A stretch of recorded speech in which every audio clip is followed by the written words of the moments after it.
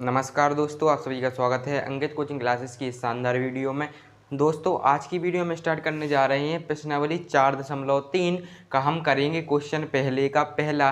तो दोस्तों आज की वीडियो स्टार्ट करने से पहले यदि आप चैनल पर नए आए हो तो चैनल को सब्सक्राइब करें, वीडियो को लाइक करें और अपने दोस्तों के साथ शेयर करें। अब दोस्तों आपको सबसे पहले यहाँ पर समझना पड़ेगा कि प्रश्नावली 4.3 में हम किस प्रकार के सवालों को देखेंगे, यह एग्जाम के लिए कितनी महत्वपूर्ण है। तो दोस्तों ये सब वीडियो में हम आगे पढ़ेंगे कि यह क्या इंपॉर्टेंट है इसका हमारे एग्जाम के लिए। तो दोस्तों ये सब डिटेल्स हम प्रश्नावली में आगे सॉल्व करेंगे, क्वेश्चन जब हम आपको बताएंगे। लेकिन दोस्तों हम आपको इतना बताना चाहेंगे कि जो कि इस क्वेश्चन में यहाँ पर क्या लिखा हुआ है, तो पूर्ण वर्ग विधि। दोस्तों ये पूर्ण वर्ग विधि बहुत इंपॉर्टेंट है और यहाँ से 4 नंबर में आपके एग्जाम में एक सवाल पूछा जा सकता है। इसलिए दोस्तों इसको आप कॉन्सेंट्रेट और पैटर्न के साथ इस विधि को समझेंगे। तो दोस्तों आज की वीडियो स्टार्ट करते हैं। तो दोस्तों सबसे पहले हम क्वेश्चन में पढ़ते हैं कि हमसे उसने क्या कहा। तो दोस्तों उसने हमसे क्वेश्चन में कहा कि यदि निम्नलिखित द्विघात समीकरणों के मूलों का अस्तित्व हो तो इन्हें पूर्ण वर्ग बनाने की विधि द्वारा हल कीजिए। अर्थात दोस्तों कहने का मतलब है कि ये क्वेश्चन दिया हुआ है, हमें इस क्वेश्चन को हमें पूर्ण वर्ग विधि द्वारा हल करना है।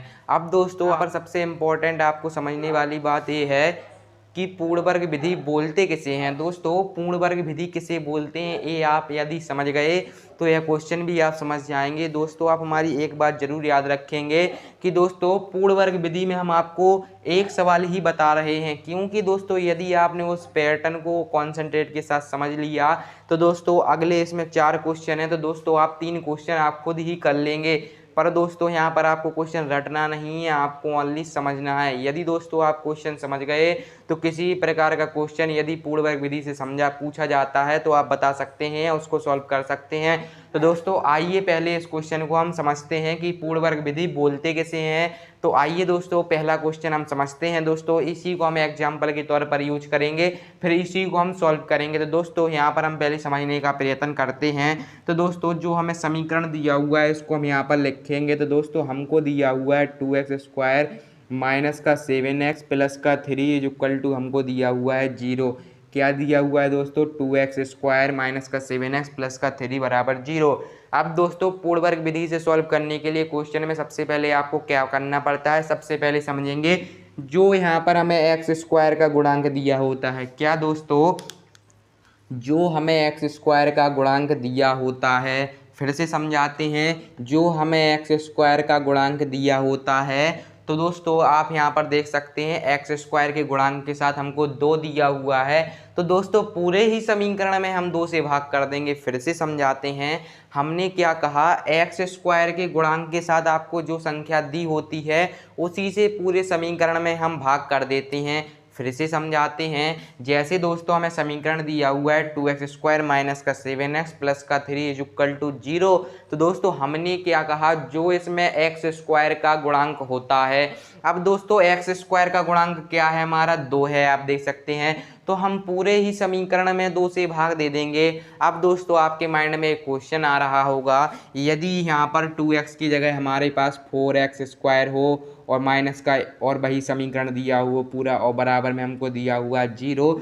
तो दोस्तों अब यहाँ पर समझने की बात ये है कि हमारे यहाँ पास x² का गुणांक क्या है, आप देख सकते हैं हमारे पास x² का गुणांक 4 है। तो दोस्तों कहने का मतलब ये है कि यहाँ पर x² का गुणांक 4 है तो हम पूरे समीकरण में 4 से भाग कर देंगे। यही दोस्तों आपको समझना होगा कि x² का जो गुणांक होता है उसी से हम पूरे समीकरण में भाग कर देते हैं। जैसे यहाँ पर x² का गुणांक 2 था तो पूरे समीकरण में हम 2 से भाग करेंगे, और दोस्तों यहाँ पर 4 था तो पूरे समीकरण में 4 से भाग करेंगे। अर्थात कहने का मतलब ये है कि x² का जो गुणांक होगा आप उसी से पूरे समीकरण में भाग करेंगे। उम्मीद करते हैं कि आपको इस विधि जो कि यह पूर्ण वर्ग विधि का पहला कॉन्सेप्ट समझ में आ गया होगा। अब दोस्तों ये तो हमारा पहला कॉन्सेप्ट था। अब दोस्तों दूसरा कॉन्सेप्ट हम आपको समझाना चाहेंगे।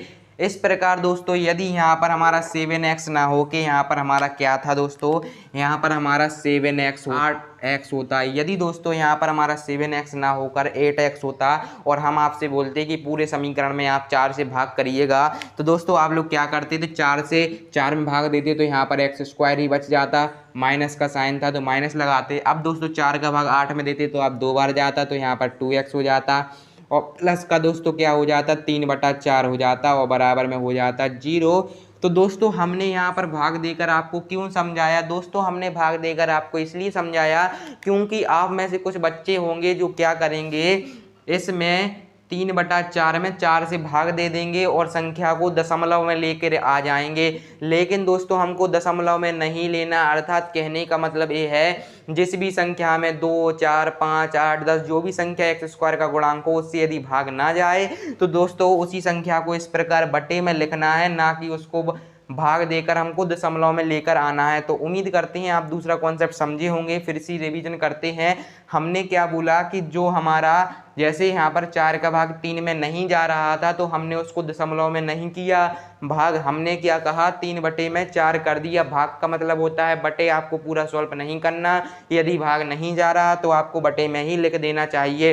दोस्तों यदि आप ये दोनों कॉन्सेप्ट समझ गए तो दोस्तों इस विधि का हमारा आखिरी और सबसे महत्वपूर्ण कॉन्सेप्ट और है, यदि आप वो भी समझ गए तो आप सारा क्वेश्चन समझ जाएंगे। तो दोस्तों आइए तीसरा कॉन्सेप्ट और बताते हैं। तो दोस्तों तीसरे कॉन्सेप्ट में हम क्या करते हैं, जैसे दोस्तों हमको ये समीकरण दिया हुआ है तो दोस्तों इसको हम एग्जाम्पल के तौर पर यहाँ लिखेंगे। तो दोस्तों हमको दिया हुआ है 2x², इसके बाद दोस्तों हमको दिया हुआ है 7x और प्लस का दिया हुआ है 3। क्या दिया हुआ है दोस्तों, 2x² माइनस का 7x प्लस का 3 = 0। तो दोस्तों हम आपको ये समझाना चाह रहे थे कि दोस्तों जब हम इसमें हम आपसे बोलेंगे कि इसको पक्षांतर कीजिए तो दोस्तों आप ये प्लस का 3 है इसको पक्षांतर कर देंगे और ये बराबर में क्या हो जाएगा, माइनस का 3 हो जाएगा। बराबर में दोस्तों ये हो जाएगा माइनस का 3।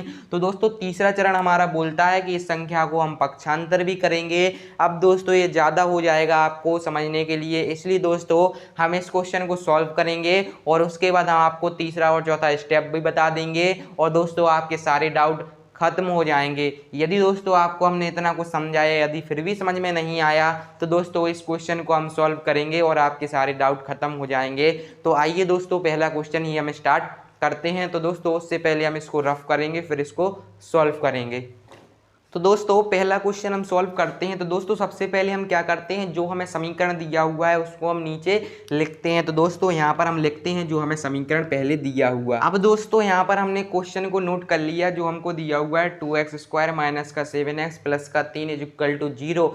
अब दोस्तों हमने आपको क्या बताया था, सबसे पहला स्टेप हमारा जो है कि जो x² का गुणांक है तो यहाँ पर x² का गुणांक 2 है, इसी से हम पूरे समीकरण में भाग कर देंगे। तो दोस्तों यहाँ पर हम क्या लिखेंगे, पूरे समीकरण में 2 से भाग करने पर। तो दोस्तों सबसे पहले यही हम इतना करेंगे। तो दोस्तों हम यहाँ पर लिखेंगे, दोस्तों यहाँ पर हमने क्या लिखा, पूरे समीकरण में 2 से भाग करेंगे तो क्या होगा, पहले हम यहाँ पर समझते हैं। तो दोस्तों हमने आपको क्या बताया था, जैसे हमको दिया हुआ है 2x² माइनस का 7x और प्लस का 3 = 0। अब दोस्तों 2 का भाग 2 में तो चला जाता है तो दोस्तों यहाँ पर हमको क्या मिलेगा, x² मिलेगा माइनस। दोस्तों हमने बताया था यदि किसी संख्या का किसी संख्या में भाग नहीं जाता तो उसके बटे में वही संख्या लिख देते हैं। तो दोस्तों यहाँ पर हमारा हो जाएगा 7/2x। इसके बाद दोस्तों यहाँ पर हमारा हो जाएगा प्लस 3/2 और बराबर में हो जाएगा हमारा 0। क्योंकि दोस्तों 7 और 3 में कभी 2 का भाग नहीं जाता, इसलिए हमने उसको दशमलव में ना लिखकर बटे में लिखा। और आपको यही ध्यान रखना होगा कि आप हमेशा बटे में लिखेंगे। तो दोस्तों हमें ये सब प्राप्त हुआ, इसको हम यहाँ पर लिखते हैं। तो दोस्तों हमको क्या प्राप्त हुआ, हमको मिला x² माइनस का दोस्तों हमको मिला 7/2x और दोस्तों हमें प्लस में मिला 3/2 और दोस्तों बराबर में हमको क्या मिला, 0। अब दोस्तों इसको पहले रफ करते हैं फिर इसको आगे और सॉल्व करेंगे। अब दोस्तों यहाँ पर हमारा दूसरा स्टेप जो कि होगा, इसमें जो प्लस का 3/2 है इसको इस ओर हम पक्षांतर करेंगे। हमने शुरू में बताया था ना आपको कि इस संख्या को हम पक्षांतर करेंगे। आइए दोस्तों सबसे पहले इसको हम पक्षांतर ही करते हैं। तो दोस्तों यहाँ पर हमारा क्या रहेगा, दोस्तों यहाँ पर हमारा रहेगा x², तो इसी को रहने देंगे और माइनस का हमारा रहेगा 7/2x।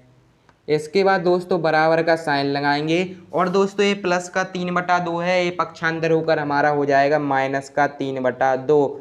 उम्मीद करते हैं कि आपको तीसरा स्टेप समझ में आया होगा। पूर्ण वर्ग विधि का क्या, सबसे पहले एक्स स्क्वायर के गुणांक से पूरे में भाग दे देंगे, उसके बाद इस संख्या को पक्षांतर कर देंगे, जो कि अचर पद है इसको हमने पक्षांतर कर दिया। इतना करने के बाद दोस्तों आपको एक चीज़ और समझनी होगी इसमें डीप में, कि दोस्तों ये हमारा क्या है, एक्स का गुणांक है। दोस्तों हमने एक्स स्क्वायर नहीं बोला, हमने बोला एक्स का गुणांक। तो दोस्तों हम बोलेंगे एक्स के गुणांक में 1/2 का वर्ग जोड़ने पर। आप दोस्तों हमारी बात पर कॉन्सेंट्रेट करेंगे। हमने क्या बोला, एक्स के गुणांक का 1/2 का वर्ग जोड़ने पर। ऐसी समझ में नहीं आ रहा होगा तो हम आपको बताते हैं। तो दोस्तों हमने क्या कहा, x के गुणांक का। अब दोस्तों यहाँ पर x का गुणांक क्या है दोस्तों, 7/2 है। यहाँ पर x है, इसका गुणांक है 7/2। अब दोस्तों गुणांक का मतलब होता है कि x किसके साथ गुणा कर रहे हैं, और x 7/2 के साथ गुणा कर रहे हैं। तो दोस्तों हमने क्या बोला था, x के गुणांक का। दोस्तों पहले हम थ्योरी लिखते हैं ताकि आपको अच्छे से समझ में आएगा। तो दोस्तों इसको रफ करते हैं और यहाँ पर थोड़ी थ्योरी लिखकर आपको बताते हैं। तो दोस्तों यहाँ पर अब हमने क्या लिखा, हमने लिखा दोनों पक्षों में x के गुणांक का 1/2 का वर्ग जोड़ने पर। अब दोस्तों हम आपको बहुत बढ़िया तरीके से समझाने जा रहे हैं। हमने दोस्तों क्या लिखा, दोनों पक्षों में। पहले दोस्तों यहाँ पर हमारा एक क्वेश्चन है, इसका एक पक्ष बराबर के इस ओर का है और दूसरा पक्ष बराबर के इस ओर का है। हमने क्या कहा, दोनों पक्षों में x के गुणांक का। अब दोस्तों x का गुणांक क्या है, 7/2 है। x के गुणांक का मिस होता है दोस्तों गुणा। आपने 8th 9th क्लास में पढ़ा हुआ, का मिस होता है गुणा। तो दोस्तों यहाँ पर हम कर देंगे गुणा। उसने क्या कहा, x के गुणांक का 1/2 का। फिर से दोस्तों उसने कहा x के गुणांक का 1/2 मतलब 7/2, का मिस हो गया गुणा, तो हमने गुणा लिख दिया। गुणा का 1/2 फिर हो जाएगा दोस्तों, गुणा में हमारा हो जाएगा 1/2 का वर्ग करने पर। तो दोस्तों इसका हमारे पास वर्ग करने पर। अब दोस्तों फिर से हम आपको समझाते हैं। उसने कहा दोनों पक्षों में x के गुणांक का। दोस्तों x का गुणांक क्या है, 7/2। तो दोस्तों हमने लिखा 7/2, फिर उसमें लिखा है का में होता है गुणा, फिर लिखा हुआ है 1/2, तो हमने 1/2 का फिर हो गया गुणा करने पर। तो दोस्तों यहाँ पर हमने लगा दिया कोष्टक का वर्ग जोड़ने पर। अब दोस्तों इसका हमें वर्ग जोड़ना है। अब दोस्तों वर्ग जोड़ने के लिए हम क्या करेंगे, सबसे पहले दोस्तों 7 का गुणा हम 1 में करेंगे तो दोस्तों 7 हो जाएगा और बटा का साइन लगाएंगे। अब दोस्तों 2 का भाग गुणा हम 2 में करेंगे तो दोस्तों 4 हो जाएगा। और दोस्तों इस पर क्या लगा हुआ है, वर्ग, तो हमने लगा दिया वर्ग। अब दोस्तों 7 का वर्ग हमारा क्या हो जाएगा, 49 हो जाएगा, और 4 का वर्ग हो जाएगा 16। तो दोस्तों उसने क्या कहा, x दोनों पक्षों में का वर्ग जोड़ने पर, दोनों पक्षों में का वर्ग जोड़ने पर वर्ग का आंसर कितना आया, 49/16। अब दोस्तों x के गुणांक की जगह 49/16 हमारे दोनों पक्षों में जोड़ेंगे। यदि थ्योरी समझ में नहीं आ रही तो हम क्वेश्चन सॉल्व करते हैं, आप बस समझते जाना। तो दोस्तों इसको हम रफ करते हैं और यहाँ से हमको मिला 49/16। तो दोस्तों इसी को हम यहाँ पर करेंगे। तो अब दोस्तों सबसे पहले ये हमको दिया हुआ है, तो दोस्तों यहाँ पर हम इसको सॉल्व करेंगे। यहाँ पर लाइन ड्रॉ कर रहे हैं क्योंकि क्वेश्चन बड़ा होने जा रहा है। तो दोस्तों यहाँ पर हमने क्या लिखा, x² लिखा और माइनस का 7/2 लिखा। अब दोस्तों आप समझ रहे होंगी कि यहाँ पर लिखा हुआ है x के गुणांक का 1/2 का वर्ग जोड़ने पर। और दोस्तों x के गुणांक का 1/2 का वर्ग हमारा कितना आया, 49/16 आया। तो दोस्तों यहाँ पर x की जगह हो जाएगा प्लस का 49 बटा में हो जाएगा 16। और दोस्तों बराबर में हमें क्या दिया हुआ है, आप देख सकते हैं माइनस का 3/2 दिया हुआ है। तो यहाँ पर हो जाएगा दोस्तों माइनस का 3/2 और प्लस का हमारा हो जाएगा दोस्तों 49/16। दोस्तों यहाँ पर हमने यहाँ पर भी 49/16 जोड़ा और यहाँ पर भी 49/16 जोड़ा। क्यों जोड़ा, क्योंकि दोस्तों उसने खुद कहा है कि x के गुणांक का 1/2 का वर्ग दोनों पक्षों में जोड़ने पर। इसलिए दोस्तों एक पक्ष बराबर के इस ओर था और एक पक्ष बराबर के उस ओर था, इसलिए हमने दोनों पक्षों में x के गुणांक का 1/2 का वर्ग जोड़ दिया। यदि दोस्तों आपको इतना कॉन्सेप्ट समझ में आ गया होगा तो दोस्तों यह क्वेश्चन आपके लिए बहुत ही सिंपल होने वाला है। यह आपको थोड़ा बड़ा क्वेश्चन लग रहा होगा, थोड़ा टफ लग रहा होगा, लेकिन दोस्तों यदि आपने पैटर्न पकड़ लिया होगा तो यह क्वेश्चन बहुत सरल हो जाएगा और आप इसे कम से कम 2 मिनट में सॉल्व कर लेंगे। तो दोस्तों अब हम इस क्वेश्चन को आगे सॉल्व करते हैं, उससे पहले इसको रफ करते हैं। अब दोस्तों यहाँ पर हमारी एक ट्रिक हम आपको बताना चाहेंगे ताकि आप एग्जाम में समय बचा सकें। तो दोस्तों हमारी ट्रिक होती है कि यहाँ पर हमारी एक सरसमका यूज होती है। यदि सरसमका को खोल दिया जाए तो यह हमारा आंसर आएगा। हम सरसमका के बारे में आपको नहीं बताएंगे वरना आप कन्फ्यूज हो जाएंगे। बस आपको इतना ध्यान रखना होगा कि जो एक्स का स्क्वायर है तो यहाँ से हम इस स्क्वायर को हटा देंगे। क्या कर देंगे? स्क्वायर को हटा देंगे और इसकी जगह हम अकेला एक्स लिख लेंगे। हमने क्या कहा? स्क्वायर को हटा लेंगे, इसकी जगह अकेला एक्स लिख लेंगे। और दोस्तों इस बीच वाली संख्या से हमें कोई लेना देना नहीं है। हम इसका अकेला दोस्तों हम इसका साइन ले लेंगे जो कि हमारे पास माइनस। फिर से हम आपको बताना चाहेंगे हमने क्या कहा, इसका हम स्क्वायर नहीं लेंगे, अकेला एक्स ले लेंगे। हमने एक्स ले लिया, बीच का हम माइनस का साइन लेंगे और ये बीच वाली संख्या नहीं लेंगे।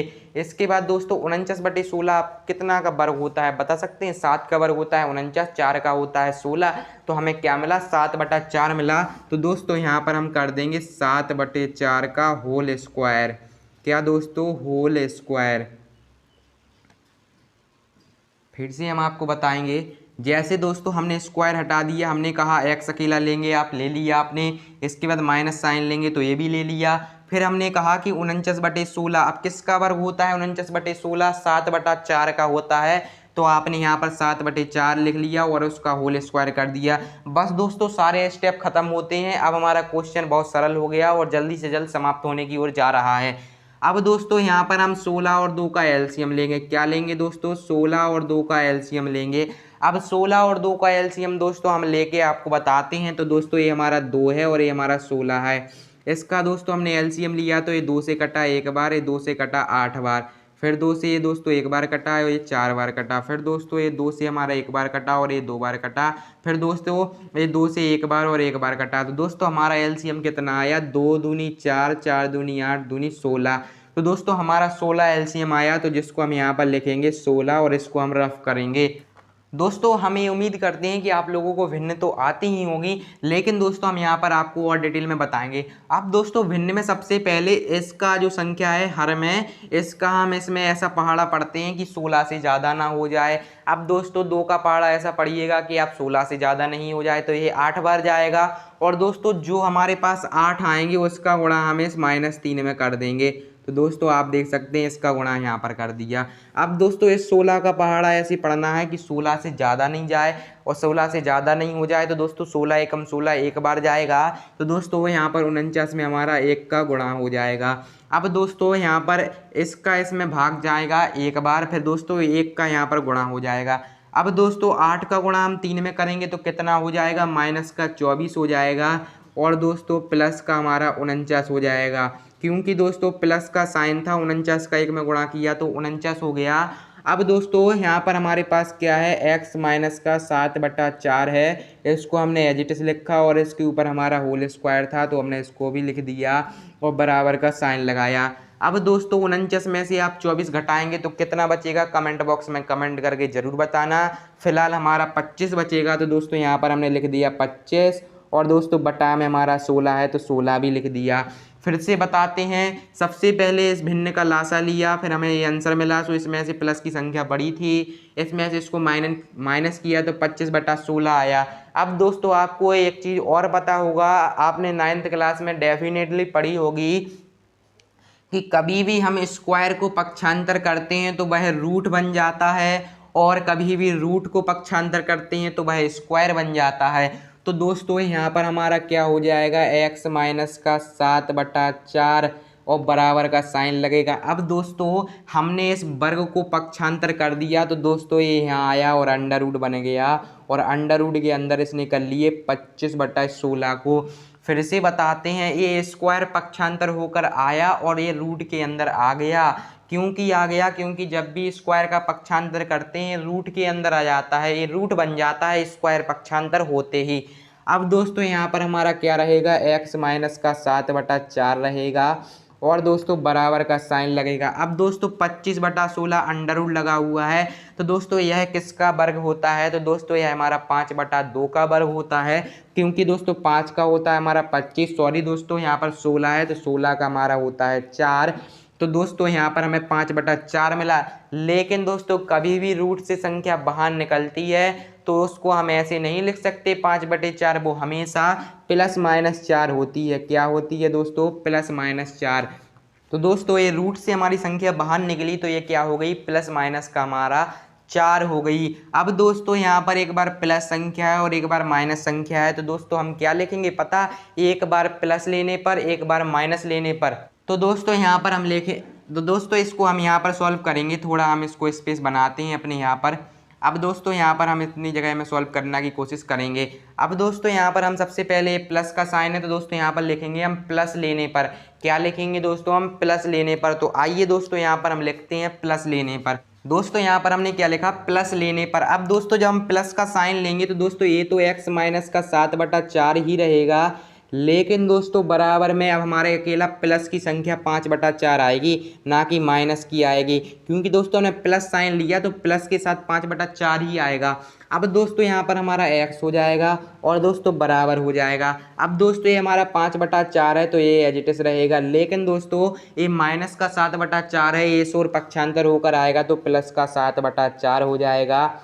अब दोस्तों आपने एक चीज़ तो पढ़ी ही होगी, ये तो सब बच्चे पढ़ते हैं 5 से लेकर 9 क्लास तक, कि कभी भी भिन्न के हर समान होते हैं तो उनका लासा नहीं लिया जाता। हाँ लासा ले सकते हैं पर आप चाहें तो नहीं ले सकते, क्योंकि आप सीधा अंश की संख्याओं को जोड़ सकते हैं। तो दोस्तों यहाँ पर हमें x बराबर क्या मिलेगा? 7 और 5 हो जाएगा हमारा 12 और बटा में हो जाएगा 4। तो दोस्तों यहाँ पर x बराबर हमको क्या मिलेगा? दोस्तों जब आप 4 से 12 को काटोगे तो ये 3 बार कट जाएगा। तो दोस्तों आपको x बराबर क्या मिलेगा? 3 मिलेगा। अब दोस्तों हमें x बराबर 3 मिला प्लस चिन्ह लेने पर। अभी दोस्तों माइनस का चिन्ह हम छोड़ नहीं सकते, तो दोस्तों यहाँ पर हम क्या लिखेंगे? इसके नीचे माइनस चिन्ह लेने पर। लेकिन दोस्तों हमारे पास स्पेस नहीं है, इसलिए हम इसको रफ करेंगे। किंतु दोस्तों आप रफ मत कर देना, आप इसी के नीचे सॉल्व करेंगे। तो दोस्तों हम इसको रफ करते हैं और यहाँ पर हम लिखेंगे माइनस चिन्ह लेने पर। अब दोस्तों यहाँ पर हमने क्या लिखा? माइनस लेने पर। अब दोस्तों माइनस अर्थात ऋण, तो दोस्तों यहाँ पर हमारे पास था x माइनस का 7/4। तो दोस्तों यहाँ पर आप देख सकते हैं हमने लिखा है x माइनस 7/4 और बराबर। अभी दोस्तों हमने प्लस लिया था तो प्लस का 5/4 लिया था, लेकिन दोस्तों अब हम माइनस का 5/4 लेंगे। किसको लेंगे दोस्तों? माइनस का 5/4 लेंगे, क्योंकि दोस्तों हमने माइनस की संख्या ली है। अब दोस्तों यहाँ पर आप माइनस का 7/4 है, इसको पक्षांतर करेंगे तो प्लस का 7/4 हो जाएगा। तो दोस्तों यहाँ पर हमें x बराबर क्या मिलेगा? माइनस का 5/4 मिलेगा और प्लस का मिलेगा हमको 7/4। तो दोस्तों x बराबर क्या हो जाएगा? अभी हमने आपको बताया था कभी भी हर समान होते हैं तो लासा नहीं लिया जा सकता। आप चाहें तो ले भी सकते हैं, लेकिन डायरेक्ट भी जोड़ा जा सकता है। अब दोस्तों प्लस का 7 है, माइनस का 5 है, तो दोस्तों 7 में से 5 जाएगा तो हमारे पास क्या बचेगा? 2/4 बचेगा। अब दोस्तों हम 2 से 4 को काटेंगे तो दोस्तों ये कितनी बार कटेगा? ये कटेगा 1/2 बार। क्यों कटेगा दोस्तों 1/2 बार? क्योंकि दोस्तों 2 एकम 2 होता है, 2 दूनी 4 होता है। तो दोस्तों यहाँ पर हमें x बराबर 1/2 मिला और दोस्तों यहाँ पर x बराबर 3 मिला। तो दोस्तों उसने हमसे क्या कहा था? इन्हें पूर्ण वर्ग बनाने की विधि द्वारा हल कीजिए, निम्नलिखित द्विघात समीकरणों के मूलों का अस्तित्व हो। तो अब दोस्तों इस द्विघात समीकरण को हमने पूर्ण वर्ग विधि से सॉल्व किया तो दोस्तों हमें x के 2 मूल्य प्राप्त हुए हैं। एक हमें x बराबर 3 प्राप्त हुआ है और दोस्तों एक x बराबर 1/2 प्राप्त हुआ है। तो दोस्तों यहाँ पर लिखेंगे हम, दोस्तों यहाँ पर आप हमारे पास स्पेस नहीं है, हम ज़्यादा इसको रफ करना नहीं चाहते, तो दोस्तों आप यहाँ पर लिखेंगे अतः x बराबर 1/2/3 समीकरण के मूल होंगे। आप दोस्तों इसी प्रकार भी लिख सकते हैं कि x बराबर 3/1/2 समीकरण के मूल होंगे। इसी के साथ दोस्तों यह क्वेश्चन समाप्त होता है। दोस्तों यह वीडियो हमारी बहुत बड़ी हो चुकी है, लगभग 25 मिनट की, लेकिन दोस्तों इस वीडियो में हमने इस थ्योरी का सारा कंसेप्ट आपको बता दिया। यदि दोस्तों आपने ये कंसेप्ट बहुत डीप में जाकर पढ़ लिया तो आपको किसी भी बुक का पूर्ण वर्ग विधि वाला सवाल आप कभी गलत ही नहीं कर सकते, हमारी गारंटी है आपसे। क्योंकि दोस्तों हमने इसको इतना डिटेल में बताया कि सारे हमें लगता है किसी ने यूट्यूब पर इस प्रकार नहीं बताया होगा। तो दोस्तों सबसे पहले एक बार हम आपको रिवीजन कराना चाहेंगे इस क्वेश्चन का, क्योंकि ये बहुत लॉन्ग क्वेश्चन हो गया, क्योंकि हमने इसको इतना ही डीप में पढ़ा दिया कि आप भी बोर होने लगे होंगे। लेकिन दोस्तों यह क्वेश्चन समझना बहुत ज़रूरी है, क्योंकि दोस्तों यह विधि एग्जाम के लिए बहुत महत्वपूर्ण है। तो आइए दोस्तों हम आपको एक बार रिवीजन कराते हैं ताकि आपके कॉन्सेप्ट सारे क्लियर हो सकें। तो दोस्तों सबसे पहले यहाँ पर हमें एक समीकरण दिया हुआ था, तो दोस्तों हमने उसमें समझाया था कि x के गुणांक का हम भाग देंगे। तो दोस्तों x का गुणांक था हमारा 2, तो दोस्तों हमने 2 से पूरे समीकरण में भाग किया था। अब दोस्तों हमने 2 से समीकरण में भाग किया था, तो 2 से माइनस का 7/2 आया था और प्लस का 3/2 आया था। फिर हमने दोस्तों 3/2 को पक्षांतर किया था, तो माइनस का 3/2 हो गया था। यहाँ पर दोस्तों ये थोड़ा हमारे हाथ से रफ हो गया, पर आप वीडियो में पॉज करके देख सकते हैं। तो दोस्तों यहाँ पर माइनस का 3/2 हुआ था। फिर दोस्तों हमने क्या लिखा था कि दोनों पक्षों में, मतलब एक पक्ष ये रहा बराबर के और दूसरा पक्ष रहा के गुणांकों का 1/2 का वर्ग जोड़ने पर। अब दोस्तों इस प्रकार हमने x के गुणांक का 1/2 का वर्ग लिया, उसको दोनों पक्षों में जोड़ा, फिर प्लस माइनस लिए, इस प्रकार हमें x बराबर 3/1/2 प्राप्त हुआ। दोस्तों इसी के साथ यह क्वेश्चन समाप्त होता है। यदि आपको फिर भी किसी प्रकार का डाउट हो तो आप हमें कमेंट बॉक्स में कमेंट करिएगा, हम उसका रिप्लाई करेंगे।